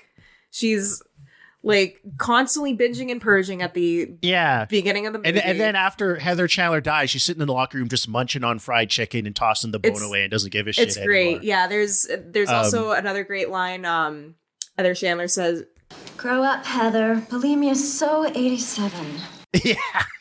Okay, here I found this is what the hippie teacher says when the TV cameras show up to capture the big outpouring of grief she's arranged. Okay, what did she say? We'll be on TV. Let's show them how you feel. Like it's all very self-aggrandizing. That's also like. But I want to talk about that because that is like every time, like all these suicides, it was always like there was always people like trying to make it about them and how it made them feel. And I mean, like I get that when you're grieving, when you actually knew the person, because that's what grief is for, processing our own shared feelings. But it's like people that's like barely knew the kid. You're just like, oh, I'm so sad, and I think about this and that, and what he meant to me, and blah blah blah, and all projecting meaning onto it. Because that's the thing, like these suicides they orchestrate. Everybody finds all this meaning in them that wasn't there, and all this romance and tragedy in them that wasn't, especially because they weren't even really suicides. There's a line. Everybody's sad. but it's a weird kind of sad. Suicide gave Heather depth, Kurt a soul, Ram a brain. I don't know what it's given me, but I've got no control over myself when I'm with JD. Yeah, it's like in Suicide they basically went to see The Wizard of Oz and got what they wanted. Yeah, it's like The Wizard of Oz. But it's like it creates this, it's like immediately in death they become these people they weren't, these projected images for everybody's own issues and self-importance and drama and they become these exploitable commodities for the TV news and the narcissistic hippie teacher.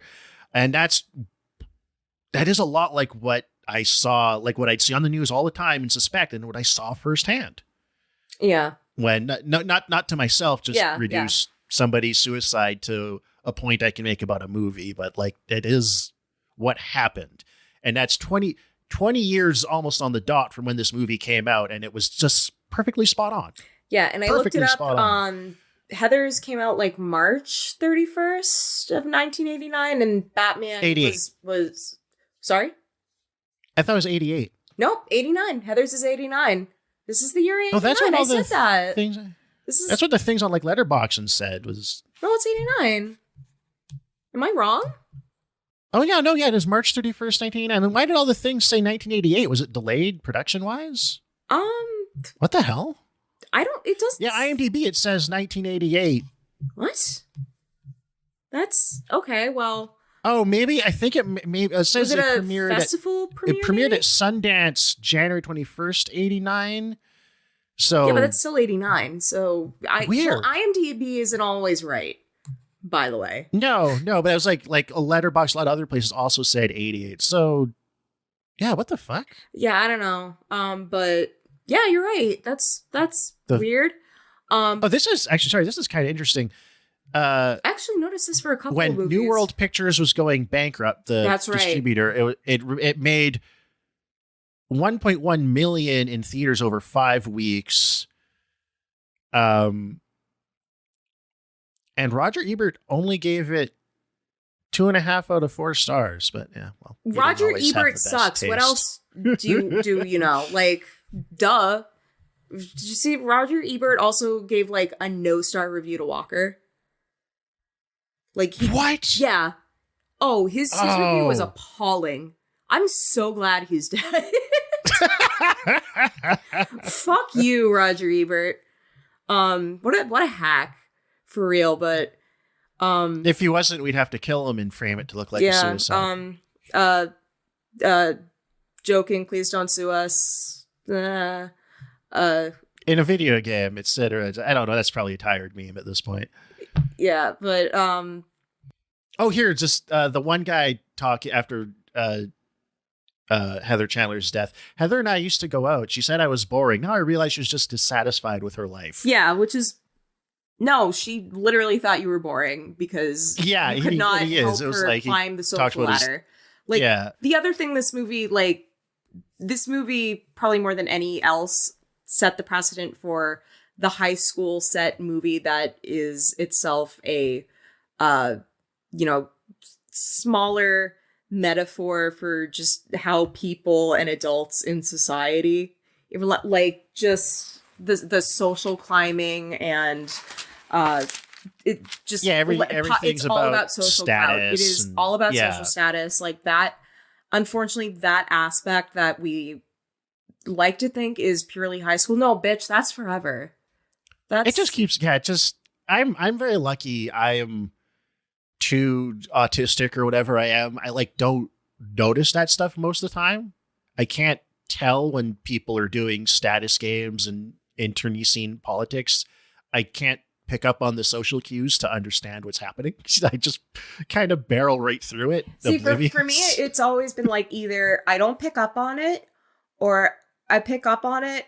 No, it's being aimed at me because I'm being like too loud or too opinionated, and I just ignore it because like fuck you. Yeah. So those at least have been my two strategies. But which is like the move, because at the end of the movie, Veronica comes back into the school all smudged up. She takes the red hairband from Heather Duke, which was Duke, Heather Chandler's and gives her a original smudge kiss on the cheek, says there's a new sheriff in town, and then goes, let's go. Goes up to Martha Dump Truck, like, let's go rent some movies. And in this version, on she does prom not, night, I lost my prom date. Let's go rent. Yeah, and I think it's a nice. That's a sweet scene. I'm ending, which I'm glad it didn't end with, like, I think if they'd chosen the ending where Martha like stabs Veronica, that I wouldn't. No, I don't think that would work. It's a little too much. That would have been too much.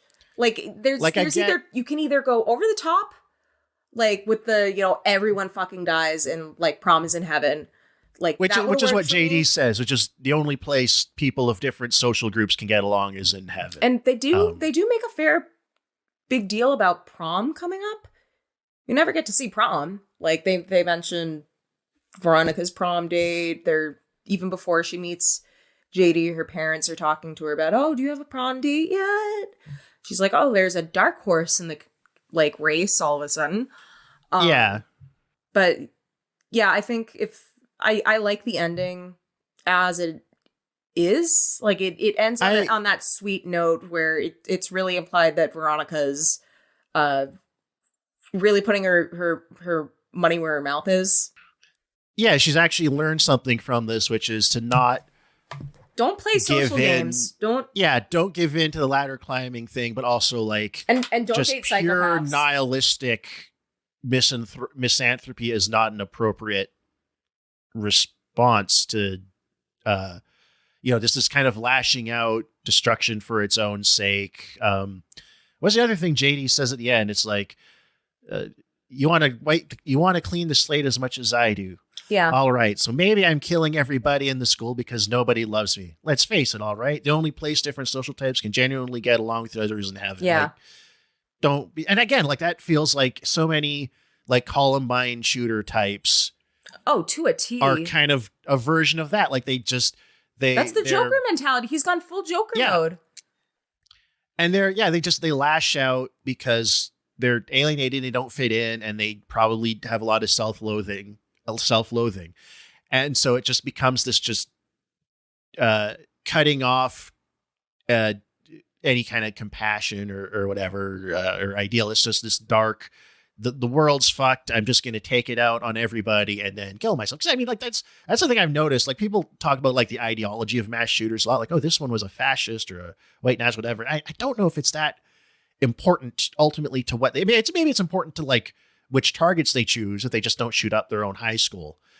But beyond that, it's mostly just a pretext for I hate myself and the world and I don't know what to do with all that hate. So I'm just going to lash out and commit a horrific act of violence, and it'll end with me killing myself or getting shot by the cops. Because they almost never do that stuff, it seems like, expecting to survive. Yeah. It's always a form of suicide. And ultimately, don't like, do it. Yeah. Suicide, don't do it.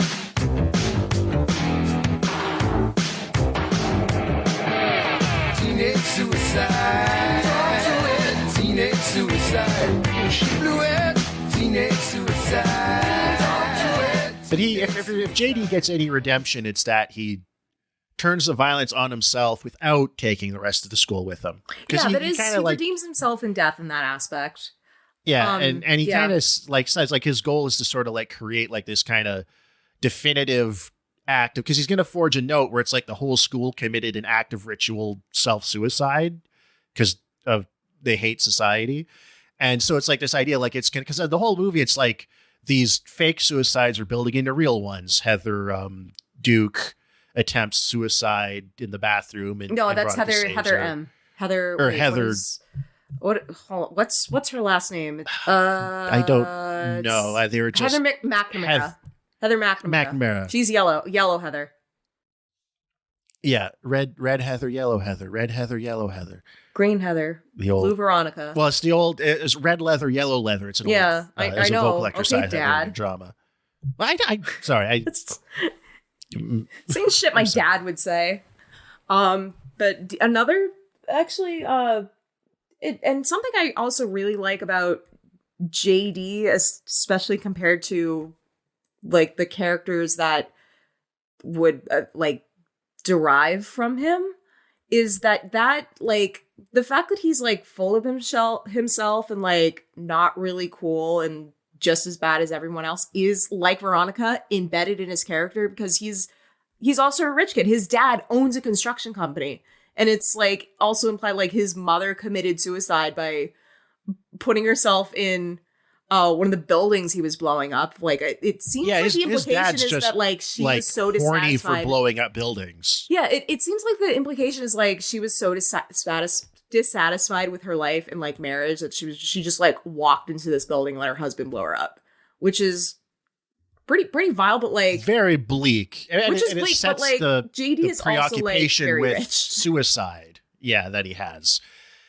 But I mean, that's the thing. It's like all the narcissistic and sadistic and sociopathic tendencies that are in teenagers, because they're not all the way people yet, that are in a broadly capitalist dog-eat-dog society, that are in high school, which is an environment that seems to bring the worst out of teenagers, are all compounded by being rich. Yeah, that's really the longest lasting. And I don't even know if it was like fully deliberate. Like, I don't know if they were like, you know, this is specifically about it, like takedown of like rich kids, but it endures. And that is the component that I think really makes this movie not just it feels like really great, deliberate to but me. Also like the way their timeless. houses are all set up and stuff. Yeah. Like it's very like the emphasis on being upper class seems pretty definite. Also the complete like ignorance and absence of the parents and all the adult figures in the movie who just are completely clueless about what's going on, take all the sometimes not super competently staged suicides at complete face value. The preacher at the funeral saying how it's about how MTV video games. And yeah, it's the kids have all been and then he says, and we need to return to the Bible. The radical dude Jesus. named Jesus. Yeah, he does the how do you do fellow kids shtick at a funeral. I also love right at the end when she's trying to find where JD went when she was gonna blow up the school. She runs into that hippie teacher and she's like, I heard you because JD's at least told some people, because she fakes her suicide to shock JD. And then her mom walks in and sees her hanging there before she like her face drops for a second, and then Winona's writer's head pops up, and it's like, oh nope, she had the sash also tied around her waist. But the thing the mom says as soon as she sees her, she's like, I should have let you take that job at the mall. Yeah. And then the teacher saying, oh, I thought you killed yourself. You know, suicide's one of the most important decisions. Whether to kill yourself whether to kill yourself or not is one of the most important decisions a teenager can make. That's because now they're putting now it's like a life. They're presenting it as almost like a lifestyle choice. Yeah, and like, that's a theme running through this movie. Is teen suicide becomes specifically teen suicide that leads to like afterlife social clout and legacy is a privilege of the rich and the beautiful. Because we don't get to see whether like Martha Dump Truck is like from a wealthy family. I don't think so. When Martha Dump Truck attempts a suicide, everyone just makes fun of her. Heather Duke is like, doesn't care. It's like, oh, it's just another ugly poor person doing what the cool kids do. Yeah, like and that's basically what she says. But she's trying to do it because everyone picks on her. She's miserable, and she thinks, oh, maybe people will care about me after I'm dead. And it you know, for all the like dark comedy, it is a movie that has an emotional core, and it really has its empathy for the characters like Martha, like Betty. Martha, like Betty. It's like when Martha goes and walks out and she ultimately doesn't die. It is like there's an element of the tragicomic in it, but it's really like genuine. Like, no, that's actually sad. Whereas you're not really sad when like Ram and Kurt die. You're just kind of laughing because they're such shitty people. Yeah, it's morally wrong still in the abstract, but you're just enjoying it. And that's why I am glad like they ultimately end up in the ending they did, because I'm not a nihilist. I understand, like I have that impulse in me. I understand art that goes there, and I understand expressing that sense of despair or bleakness with some things, but I also appreciate when a movie can step back and say, okay, even with all this, there's still like a path forward in compassion. Like, maybe I'm a little too sentimental, but I do actually basically believe that. Yeah, it's one of those rare, like, studio intervened endings that, like, works. Maybe doesn't work, at least for me, quite as well as what, like, a really well executed original idea would have been for that ending that they had, but I would have to see it in execution. Yeah, I'd also have to see it in execution, because for all we know, it could be like The Exorcist 3, where people made a big deal about the original ending that was shot, and then they later uncovered VHS like video footage of it, and it's just guy getting shot. It's you know what I will say, superior ending. Find it on YouTube if you know the movie. The original, which they spent like $15 million making, the original ending to Little Shop of Horrors, the film. Okay. The musical film, the Frank Oz, Rick Moranis, which is just the ending of the play. The song, subsequent to the events, you have a "Don't Feed the Plants" song. And it's like, oh no, the Audrey 2 just wins and takes over the world. But there's a lot of like great like miniatures and animatronic giant plants. They kind of go full B monster, 50s monster movie with it. And that they spent a lot of money on it. 15 million? Or something like that. They spent a ton of money on all the animatronic plants and miniature sets and stuff. That's a lot. Yeah, or maybe it was 5. It was some. It was like a big, really big, a shockingly big number. Okay. And then the studio cut it for Seymour and Audrey survive and they move to the suburbs, and there's a little plant in their garden, but it's basically a happy ending. I clearly need to watch that movie. You've never seen Little Shop of Horrors? I haven't. I know that's also a. You'll love it. I'm rectifying so much watch-wise this year. I swear, because I do like I'm on record for being a fan of the Muppets, for being basically raised by Sesame Street. And I love Frank Oz. Like, I love how he voices funny green little men. And that's like, you will love Little Shop. Rick Moranis, you'll love it. Come on, like, yeah, Ellen Green, Steve Martin in a memorable bit part as the sadist doctor. Oh, and I bet he was also an asshole behind the scenes. Allegedly. Aww. And then the scene where he gets where Bill Murray plays his masochist patient who's enjoying getting tortured and he can't get off. He's all frustrated. Jesus.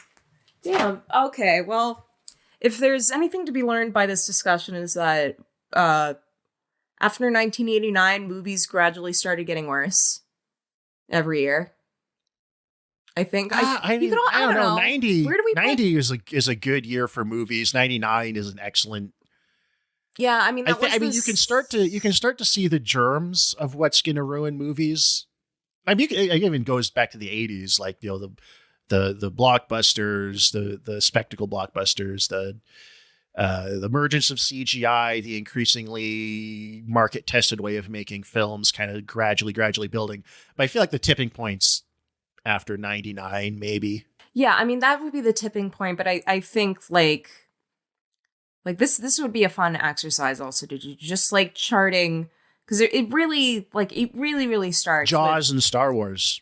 Well, I was going to say in terms of superhero movies, it really starts with Superman 78, like Richard Donner's Superman. That's the first like contemporary or like modern, at least in the sense of like, not like an actual big budget screen like comic book movie that was successful and like culturally dominant. Like that's really kind of the first example I can think of. And then 11 years later it goes dormant Batman for 89. a decade until Batman. I think Batman 89 really it starts that was the one that really solidified it. And then of course there was those awkward years, and the then boom Spider-Man kind of peters out, and then you get Spider-Man and X-Men. Don't forget the Bryan Singer Spider-Man. X-Men.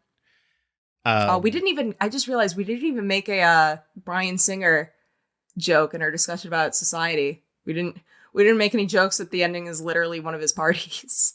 Oh yeah. Whoops. Yeah, but high school. Yeah, you forget all the actors are 30, but it's a high school aged boy. Oh God, now I'm picturing him like he's just like he pulls back and he's got like a disgusting mole on his cheek. or just if anyone sees Bryan Singer and he has any new birthmarks on his face, that's how he got him. He shunted. Yeah, he got allegedly. He got shunted out of the film industry. Although they didn't stop them from giving not him an Oscar for Bohemian. How did Bohemian Rhapsody win all those awards? It was apparently just a terrible movie. Like it won an Oscar for editing, and I saw like clips of the editing from that movie, which they were atrocious. 5-10 minutes long, and it's like the editing is fucked in that movie. I mean, the same reason it's really awkward. Same reason like Harvey Weinstein has a lot of fucking Oscars, even though he was kicked out of the Academy.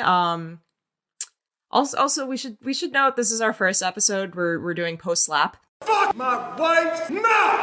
Post slap. So when we post second impact. Post second impact. There was first impact was 9/11. Second impact was Will Smith slapping slap. Chris Rock on stage at the Academy Awards, which memes have been funny. Discourse around it has been atrocious. And it's only getting worse because basically, I guess Will Smith's career is taking an entire backseat to this issue. But like, let's be real. White actors have done much fucking worse, and their careers have continued on pleasantly. It is weird. I mean, part of it I think is just the timing. It was public, and it was like on screen, like like the setting of it too, like the Oscars. I think it's just the timing of it, where it's like other stuff happened in like the 90s, 2000s, 80s, 70s. People didn't care, but it's like now it's like we're people used to in just that era where where all distinctions are flattened, and like one guy getting smacked on TV is the same as like the Iraq War or something. Putin. Will Smith is literally doing Putin. He's literally Hitler, which is just. But it's just I don't get, like, a guy got slapped. So fucking what? Chris Rock was even like whatever. It's not a big deal. They're both rich. He didn't leave a bruise. If you don't leave a, like, I mean, you you shouldn't hit like a spouse or a kid or whatever. But just like a guy gets pissed off at another guy before and we gives end, him an open hand strike. Who cares? Despite how much Stu really looks up to and wants to be Christian Slater as JD. Well, no, I would never. We're sanctioning violence here.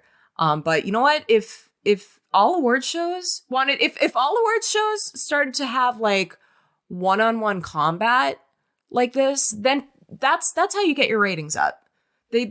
Awards should be given based on like a fight to the death. I do wonder if, like, it wouldn't totally shock me if it was a contrived event to get people to pay attention, but it also kind of undermines the prestige of the Academy Awards. So I don't know. It has I don't know. A prestige for a award show that still has the stink of Harvey Weinstein in the air. I mean, in the minds of the people who do it, like, it's like if you imagine yourself as the kind of person who runs the Academy Awards, it's like, is that the kind of thing you'd stage to try and make it look good within their mindset? Weird one. I'm kind of skeptical of that, but yeah, it's just a grown man open hand striking another grown man over an insult is just.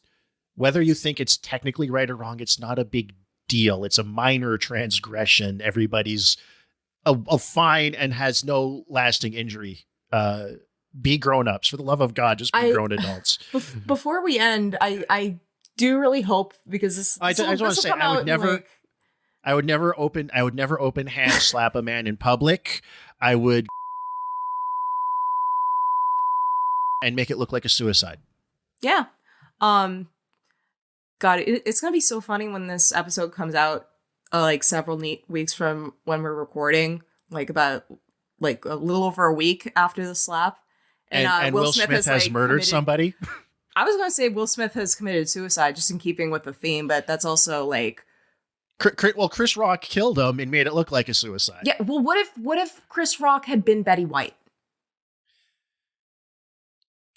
Will Smith could have killed her. Here's one. What if Courtney Love saw Heathers? Okay. Right, and she went on a plane? Well, that too. No, you've never heard like that very famous conspiracy that she killed. Oh, Kurt. Yeah, I think that's Kurt stupid. Cobain and Courtney's done a lot of some like shady shit. I have a soft spot for her, but yeah, no, I don't buy that. I mean, yeah, Live it's gonna Through be This is a really good album. funny when like Will Smith has been like found dead in Miami, and this episode comes out the next day, and we got to issue like an amendum, like an emergency amendum after it. And then his dad can say, "I love my dead gay son." I love At the my dick. Well, when funeral. I will say before we end, when it would have been great if when Will Smith slapped Chris Rock, he said, "Welcome to Earth." Oh my god, That would have been. I would have liked that. But yeah, that's our watch something else. Number 2. That's watch something else. Watch Society, and extremely if you haven't watched Heathers. Heathers I feel like that's our got to be a big- small number of people who haven't already seen it. Yeah, who Heathers listen to this is. show. If you watch anything, here like based on our recommendations, watch RoboCop and watch Heathers. Watch Starship Troopers as well. Yeah. Also, you know what? From the similar like late 80s, or because I feel like 88 to 92 is kind of it's you could call that its own era a little bit, like the H.W. Bush presidency. From this same era, maybe we'll come back around to it in terms of like slightly overlooked horror movies we that also are about gotta class. touch upon like 89 Batman or just the Tim Burton Batmans at some point, because we also really want I was gonna say watch People Under the Stairs. That's also a gnarly movie. Wes Craven. Yeah, that's also gnarly. Actually, I want to rewatch. I should rewatch that soon. But watch People Under the Stairs. I feel like has some overlap with what we talked about here today, so that's worth checking out too. This is also has Ed and Nadine from Twin Peaks. I was just about to say that incestuous as the antagonist of the film, and incestuous if I remember correctly. Yeah. God, next time I guess we're doing Iron Man 3. Iron Man 3. Iron Man 3 hours long and it feels to like kill myself. I remember it being okay when I saw it. It's been a long time, but I guess it's an Iron Man movie. Come on. All right, guys. Till next time. Till next time. Thank you so much again for listening. We're on YouTube now. Check the reply to the pinned tweet on the Marvelous Twitter, or just search Marvelous or The Death of Cinema on YouTube. Like, subscribe, promote us, tell all your friends to listen, all that good stuff. Do our jobs blah, for blah, blah. us. Do our jobs for us. Please. Get those numbers up. If we can get them up high enough, maybe we can monetize the podcast, get some sponsors, get Raytheon in here, sell you some Hellfire missiles. Give me money. We won't have to get real jobs. Yeah, give me or money, keep real please. Jobs. Okay, guys. Good night. Bye-bye.